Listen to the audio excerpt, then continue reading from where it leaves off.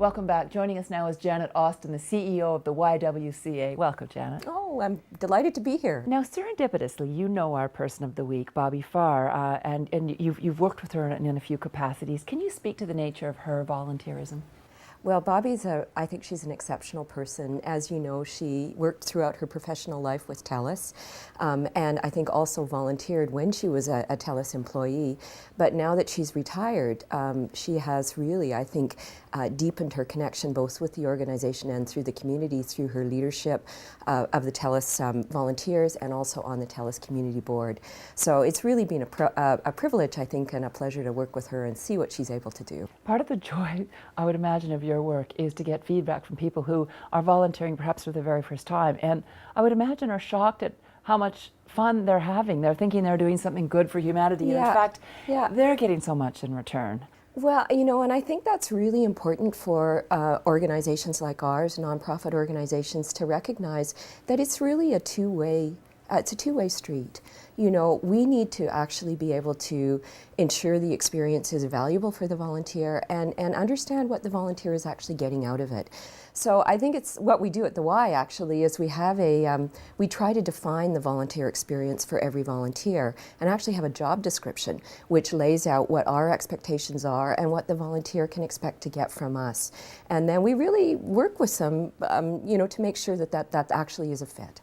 I would imagine being a volunteer ultimately is a very personal kind of gratification. Now, I know you have volunteered throughout the years. Can you speak to some of the experiences that surprised you and delighted you, that perhaps encouraged you to take on the position you have now? Well, you know, that's such an interesting question, because when I think back over my life and my career and the choices that I've made, they really have been shaped by work that I've done as a volunteer. I actually went through a period of real introspection when I was in my early 40s, and I thought a lot about what had been most meaningful to me. I've been privileged to do many different jobs, and that's been great, but that reflection led me to realize that it was work that I'd done as a volunteer that had really shaped my values, my beliefs about what's important in society, and led me to make the career choices that I subsequently made. Is there any place for volunteerism when it comes to making the transition from a career to retirement? You know, that is such an interesting question to ask, and I think it's a really important one because so many of us, I think, in society really feel defined by our work. And when as individuals we have a life that is beyond work, you know, where we feel connected in the community, where we have a role outside of the workplace, that transition, you know, from work to retirement, I think is so much easier. It's also so much easier to use that as a platform to explore other opportunities. For North 49ers that want to get started, I can guess that people who haven't volunteered in the past maybe are holding back because they think, I don't have time, and if I start, I'm going to I give a finger and I'll be sucking up to my shoulder. and can you speak to that a little bit, to sort of say, wait, there are parameters to this, and you can control it too? Yeah, for sure.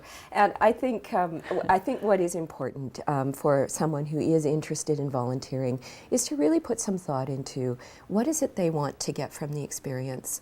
You know, what are they actually able to give in terms of time or resources or whatever, and define those boundaries for themselves. And that's really valuable when they actually have the discussion with the organization. Janet Austin, great information, and thank you. Well, thank you so much. North of 49, a guide to the rest of your life.